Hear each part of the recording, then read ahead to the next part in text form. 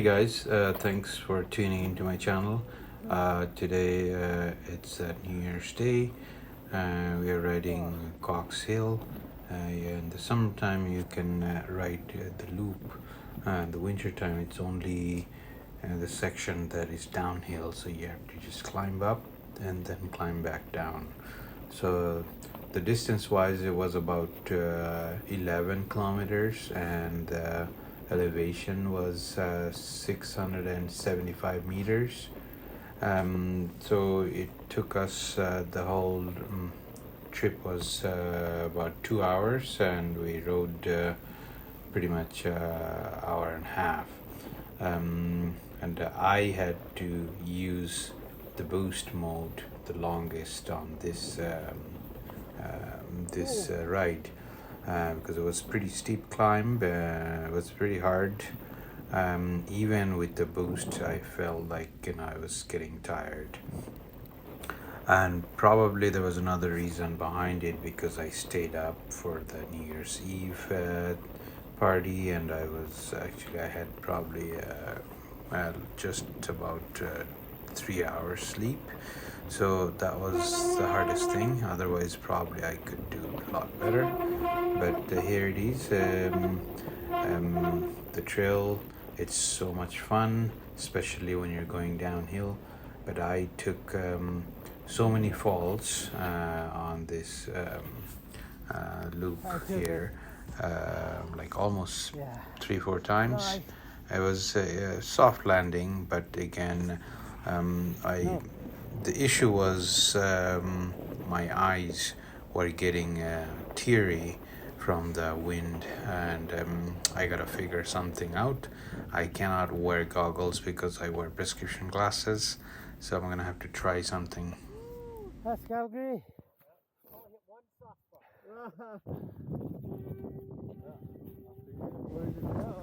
Yeah, so when my eyes were getting watery and my visions were obviously not clear, and the trails were very narrow, and the side were soft, so my front wheel hit the soft section, so that's how I fell down a few times. But otherwise, it's like I'm trying to work, I tried contact fittings like several times. It didn't work out for me. So I guess that's the drawback. I know there is other solution for lasering. That's expensive for now, maybe down the road. But right now, I'm also going to report back to you guys about the power issue that I mentioned on my last video. So the Rosenberg plug, the connects, it's like magnetic one. I needed to move around to make sure it's plugged in all these times. Anyway, it was working on and off, but I was having power cutting off pretty much every ride. But I was thinking maybe it's watering grease or something, but and we tried the dielectric grease and everything. Nothing stopped that, but finally the last one, this is the issue. They figured out that was not connecting or staying connected. So, and they compare with another same bike and checked. There's 4 screws that I think mine was pretty tight, so it was not sitting right. That's what they explained to me, and they made it a little bit looser because they were gonna change that plug from another bike, but they say when they did it, it was sitting right. And that's also, I noticed when I was charging, after my charge, I put this back, it just easily connected, so no issues there. So I figure I think issue should be resolved. And so I had 2 rides, this one and the one ride before. They were both I tried to run fast downhill. Like, this is the time that I was having more of the time power issue when I'm going downhill because of the vibration. So I had no issues last 2 rides. So like I rode about last one was about 15, and this time was 11k and no power issue. But here I took a tumble again. This time was pretty big. Again, I think it's all this combination of my vision and the tiredness, everything. But anyway, I had so much fun, and the trail is in very good condition. In this, the actual section of the trail was packed. It's just it was narrow, but it's still a very rideable trail. So if you guys are watching the video, I rode on January 1st, and since then there was no snow and the temperature stayed pretty similar, so it should be same, so you guys can go. But yes, I do not recommend anyone riding this trail without e-bike, because the climb is brutal. Even like I mentioned before, that I used boost mode pretty much the whole time today, and I normally do not use boost at all. I'm always riding eco or trail, but I'll go just do some time in boost. But here I was just riding on boost. And the other part is that I charged my battery 100% before this ride. At the end of the ride, I used up 1 bar with that 670 meter climb, 11 kilometers distance. So I think the battery is pretty good. You guys already know that I'm using 900 watts, and I was thinking it's the battery that's causing this, but I guess it was the connection. So in previous video, all your help, all the supporting and suggesting comments, I really appreciate, and I like your comments here. If you guys have any questions about the bike or the trail, anything, please feel free to ask.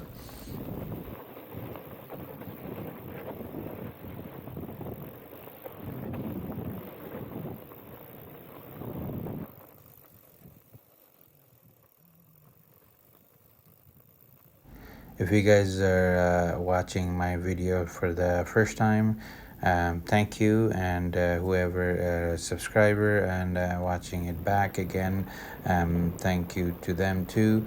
And if you're not subscriber, because I see the YouTube stats showing almost 80% viewers are not subscriber, please subscribe to my channel and give me thumbs up. I am trying to grow my channel. With your help, I can do it, so I would really appreciate if you can help me out here.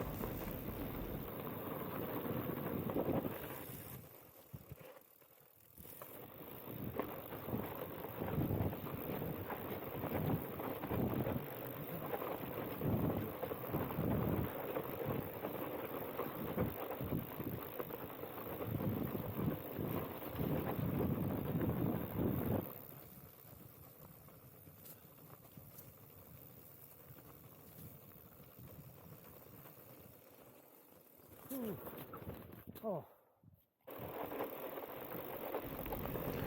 So the top section was packed snow, but as we were coming down, the lower sections were a bit icy, and especially the exposed area, so were a bit icy.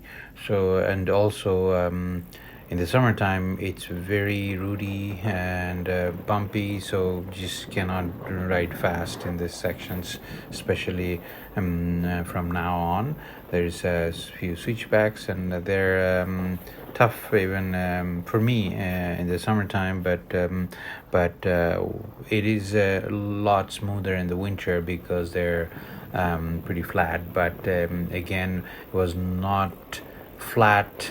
I expected. I thought it'll be more flatter because we need more snow. We had some snows, but recently it's pretty dry, and so maybe in a month or two, if we get more snow, I'll come back. I want to ride this trail one more time when I'm not this tired, because it is a one of the longest descent for me. Like, it was almost like pretty much 5 kilometers downhill, so it gets tiring too. My hands, I have carpal tunnel, so it gets I need to break from that too. But we all love mountain biking because of the downhill, so it is a very a long downhill, so you guys will enjoy it.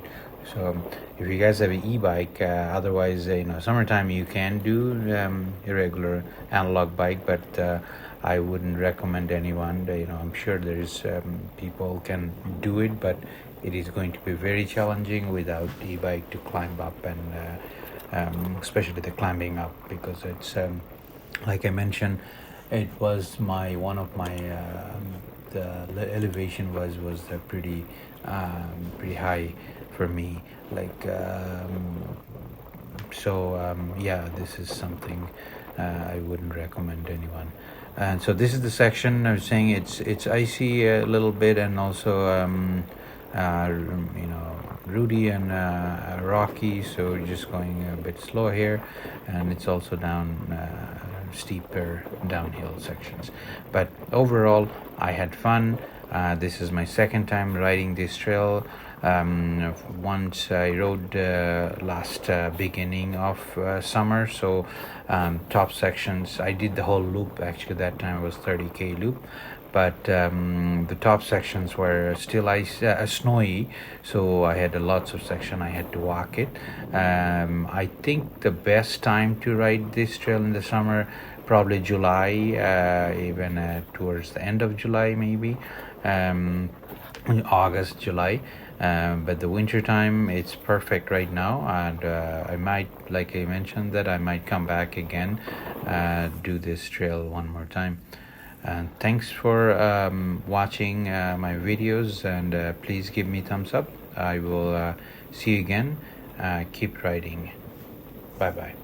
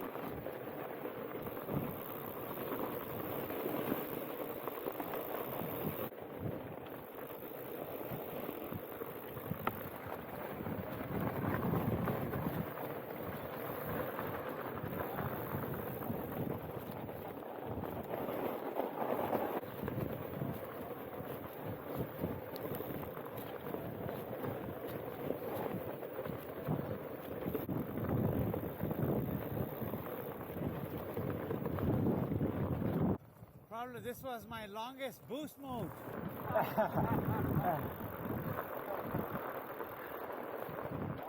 No, thank you, Paul. Thank you, Kevin. It was a good ride. Thanks for coming. Yeah. That was so much fun. Yeah. That was good. All right.